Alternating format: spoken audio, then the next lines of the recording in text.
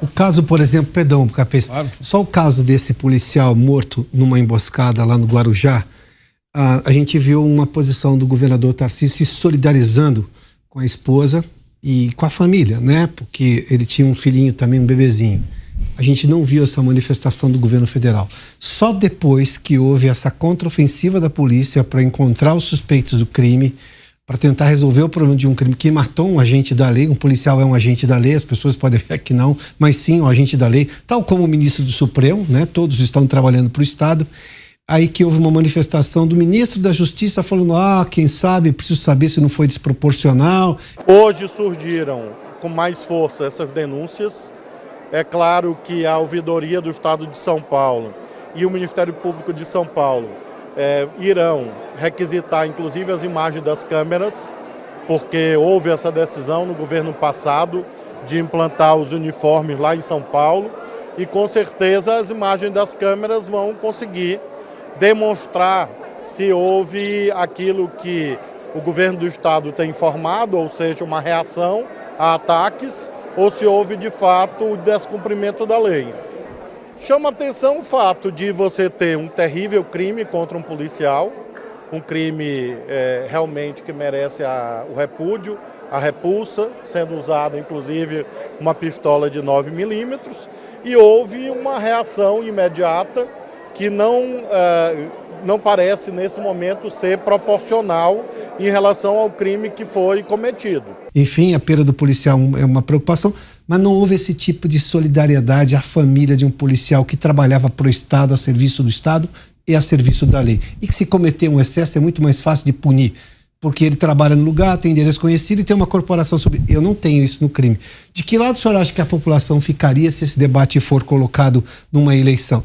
E isso tem capacidade de mudar voto? Eu acho que tem capacidade de mudar voto e a população está do lado do policial. E eu te digo também, uma das minhas propostas é uma coisa que é muito discutida, é a insegurança que o policial tem na hora de agir, né? Muitas vezes ele passa a vida respondendo um processo no exercício da profissão porque matou um sujeito porque teve troca de tiro. Sim. E numa troca de tiro o policial mata, né? E é melhor que o policial mate do que o policial morra, porque ele está no exercício da sua função, sendo alvejado e está se defendendo, né? E nesse caso foi um sniper. Nesse caso, o sujeito que pegou, né, que deu início a toda a operação litoral, foi um sniper que matou um policial, matou e atirou pra matar. Porque teve gente que questionou ainda. Mas atirou, mas a gente não sabe bem qual foi a intenção do sujeito. Pelo amor de Deus, o sujeito atira no seu peito. A uma distância de quê? 30, 50 metros. Né? E não atirou pra matar? E a reação, e veja só, o ministro da Justiça, como ele é hipócrita. Primeiro ele diz que é desproporcional. Depois ele diz, não, a gente precisa apurar direito para ver se foi desproporcional mesmo. Mas antes ele já afirma categoricamente que foi desproporcional, antes de ter acesso aos fatos. Mas peraí, o ministro quer que seja desproporcional porque ele quer estar contra a polícia. Porque ideologicamente ele tem aquela lógica, aquela filosofia que a gente já viu na Márcia Tiburi, por exemplo, que ela diz, olha, eu vejo uma lógica do asfalto, né? O sujeito vive numa sociedade capitalista, ele vê as coisas sendo ostentadas, ele tem propaganda em massa na cabeça dele, ele fica com vontade de consumir, não consegue porque o sistema oprime, ele vai lá e assalta. Eu vejo uma lógica no assalto. O que diz a Márcia Tiburi é uma filosofia de criminalizar a vítima, né? Que no caso é o policial, né? E de vitimizar o criminoso, né, que no caso é o crime organizado. Como que a reação não foi proporcional? Mataram um policial. Né? E aí, quando foram atrás da organização criminosa que matou o policial, reagiram a tiros. E aí os policiais atiraram e mataram, e tinha que matar mesmo. O sujeito, mais uma vez, né, reforçando, o sujeito quis ser criminoso, quis atirar contra o policial, quis matar o policial. A partir do momento que você aponta uma arma para uma pessoa, meu amigo, você está colocando a sua vida à disposição. Então, eu não tenho a menor dúvida. E veja, para além disso, eu digo o ministro Silvio Almeida também. Veio Maduro pro Brasil, sujeito que tortura, mata, manda bater em opositor político, que caça direitos de opositor político, não de de todos os opositores políticos, que é denunciado por presidentes de esquerda, como o Boric no Chile. Né? Ou seja, a própria esquerda civilizada, a esquerda que sabe diferenciar o que é ditadura de democracia, condena a ditadura de Nicolás Maduro. O ministro Silvio Almeida dos Direitos Humanos ficou caladinho quando Maduro estava aqui no Brasil. Agora ele se pronunciou sobre o excesso policial. Rendeu honras de chefe de Estado, foi isso? Né? Não, pelo amor de Deus. Seria porque ele está com o cargo ameaçado diante dessa reforma ministerial aí? Não, ele pode falar contra o presidente. Ele não pode falar contra o presidente, mais do que isso. Ele é um sujeito que está a favor de um projeto de poder. Então, independentemente do que aconteça, do quanto que ele precisa ser o hipócrita e por aí vai, mais uma vez eu digo, não é sobre, né, entra naquela discussão sobre o politicamente correto e o cancelamento, né? Não é sobre o que aconteceu, uma pessoa matou a outra, né? Não, é um criminoso que matou um policial. Opa! Então, peraí, então a esquerda já, na hora, já pensa, na hora, o criminoso a gente precisa ver, os direitos humanos e tal. O policial não, a polícia é fascista, a polícia mata, a polícia merece morrer. Então, essa é a mentalidade extremista, né, desse tipo de gente que aceita Nicolás Maduro, mas não aceita a rota indo fazer operação para matar criminoso que assassinou policial. O senhor, como um político de direita, defende a liberdade de expressão, a livre iniciativa, economia de mercado. Existe uma organização no Paraná chamada Sleeping Giants. E essa organização, ela se volta a perseguir reiteradamente empresários que fazem as suas opções de onde ele vai fazer a publicidade, onde ele quer investir o seu dinheiro. E, inclusive, já há investigações em andamento. Queria saber se o senhor tem conhecimento disso, qual a sua opinião a respeito disso? Uma decisão judicial que diz já que tem a pretensão deles se apresentar como defensores da liberdade de escolha ou da democracia, não, aquilo é só quase que uma agremiação política. E investigação já aberta pelo Ministério Público. Exatamente, eu acompanhei inclusive essa definição que foi dada pelo próprio, salvo engano, Poder Judiciário, né, para os Sleeping Giants, e é exatamente isso, é uma arma política que existe para perseguir empresas que patrocinam iniciativas de direita. Né? Não é para proteger a democracia, para proteger os direitos humanos, né? Assim, são as palavras mais bonitas que são utilizadas para os meios mais vis e mais cruéis, né? De destruição dos seus adversários políticos. E é exatamente disso que se trata Sleeping Giants. Não tem nenhuma preocupação com o Estado democrático de direitos, não tem nada disso. Né? Uma molecada de esquerda que quer impor a sua visão na base da força, na base do achaque em cima de empresas, ataque e boicote em cima de empresas que fazem as suas escolhas de financiar os programas que elas querem financiar, porque o público delas é de direita, ou às vezes nem o público pode ser de direita, mas pouco importa para a empresa se é ou se não é de direita, é o público-alvo delas, não interessa. O Sleeping Giants vai lá, como bem colocou o Poder Judiciário, né, como uma espécie de agremiação política, e ataca e persegue, né, aquele empresário como se ele fosse um criminoso por patrocinar, né, alguma empresa, algum veículo de comunicação, algum movimento com o qual ele discorda, né? Então, você tem assim quase que um Ministério da Verdade, né? Então você tem uma análise, né? Uma análise de maneira muito conveniente, parecida com a análise ideológica que o governo federal faz daquilo que pode e daquilo que não pode ser dito, dos adversários que podem e dos adversários que não podem existir, né? E aí, na prática, eles vão lá e tentam destruir as empresas e quem é financiado por essas empresas também, simplesmente, mais uma vez, entrando na nossa discussão de cultura do cancelamento, porque eles discordam, mas não conseguem rebater no mérito, não conseguem rebater nas ideias. Por que o senhor acha que as empresas cedem a isso? O senhor que é um político criado nessa efervescência da internet, qual é o medo que eles têm? Faz sentido esse receio todo? Olha, eu acredito que porque a maior parte, essas empresas, elas contratam agências de comunicação e a maior parte dessas agências de comunicação são tocadas por jovens de esquerda, jovens alinhados a esse pensamento. E aí, na hora de esquerda caviar. Na hora de assessorar, claro, bem criados, né? Sim. Na hora de... é o famoso rico culpado.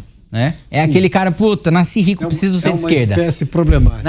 Nasci rico, não mereço. É a esquerda que nunca viu um boleto. Exato, nunca pagou uma DARF, né? O cara, puta, eu sou de esquerda, mas eu herdei um banco do meu pai, eu preciso ser de esquerda. Piotr, perguntar se o deputado viu esse vídeo desse youtuber colocando um sósia do Luciano Hang sendo gravado com ferro na testa, depois um também do deputado Nicolas Ferreira. Esse foi do Nicolas, a gravação do Nicolas Ferreira, e dizendo o seguinte... O Luciano Hang foi uma execução à base de paulada. Exatamente. Isso. Com bastão de beisebol. A encenação de uma execução. Eu sou comunista, sou de esquerda e quem não pensa como eu não tem direito de se manifestar. Chegou a ter porque nós estamos vivendo a época das narrativas, né? Sim. Então, para a defesa da democracia, vale os instrumentos mais antidemocráticos que existem. Perfeitamente. Como é que o senhor vê essa questão, essa guerra de narrativas de uma ditadura tentando se apropriar de expressões como Estado Democrático de Direito e Democracia. Mas é exatamente isso, né? O sujeito, ele usa a palavra democracia, a palavra direitos humanos. Eu sou um defensor de direitos humanos, né? Eu defendo a vida, a propriedade, a liberdade, né? Agora, quando a gente fala de direitos humanos hoje, a gente já pensa nas ONGs que estão lá para defender um criminoso que muitas vezes cometeu um crime e que a ONG está lá para ele não ser punido pelo crime que ele cometeu. Não para garantir que ele tenha direito ao devido processo legal, não para garantir que todas as garantias para qualquer indivíduo sejam garantidas a ele. Não, para criminalizar a vítima ou para esquecer da vítima e só para garantir a boa vida do criminoso. E aí a gente aceita, e isso eu acho que a gente não deve aceitar, a apropriação desses termos, né, e a relativização desses termos, porque nós de direita somos defensores dos direitos humanos. Quando um policial é alvejado, atira para se defender e mata, ele está defendendo o direito humano, não só dele como da sociedade, né? Quando, né, um sujeito vai fazer uma reintegração de posse e vai tomar de volta a sua propriedade, é um direito humano que está sendo garantido. Eu defendo os direitos humanos, né? Quando eu falo discurso contra um ministro do Supremo Tribunal Federal, eu estou exercendo um direito humano, que é a liberdade de expressão. Eu sou um defensor dos direitos humanos e todos nós somos de direito, somos defensores dos direitos humanos, mas eles se apropriam dessa palavra para parecer que nós somos monstros, né? Todo mundo que discorda de mim é fascista, né? Parte da direita também abre mão da defesa dos direitos humanos, né? Parte da direita e parte da esquerda. Sim. Agora, Stalin não era de direita, era? Stalin não era de direita. Definitivamente não. Che Guevara não era de direita. Definitivamente Mao Tse-tung não era de direita. Então eu pergunto, é só a direita?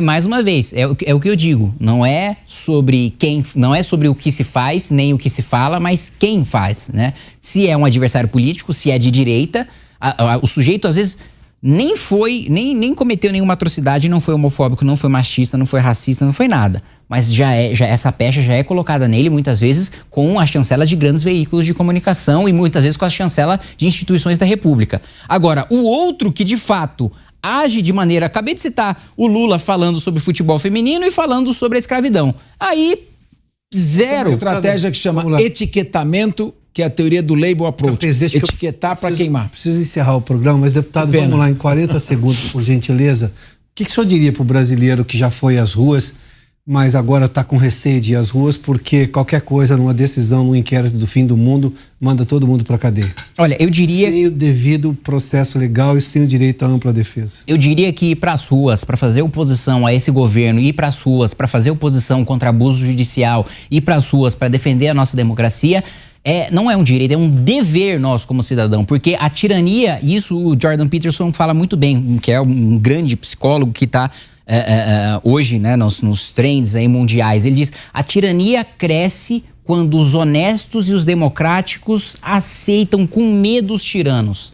É aí que a tirania cresce. Portanto, a gente não pode ceder o medo. Eu sou ameaçado, eu já fui atropelado por gente da MST. O Zé Eduardo Cardoso, sobre comando da Dilma, já mandou fazer dossiê sobre mim quando eu tinha 19 anos de idade. Eu já fui agredido, já tomei garrafada na cabeça, ameaça de morte, já tive que ter escolta policial, porque o sujeito falou que ia me matar naquele horário, naquele local, daquela maneira. O MBL está sendo agora. Daquela maneira. O MBL está sofrendo uma série de agressões e a gente não se deixa intimidar. A gente continua acordando, levantando a cabeça contra a tirania, porque se você deixar a tirania te intimidar, ela ganhou. E aí acabou o jogo.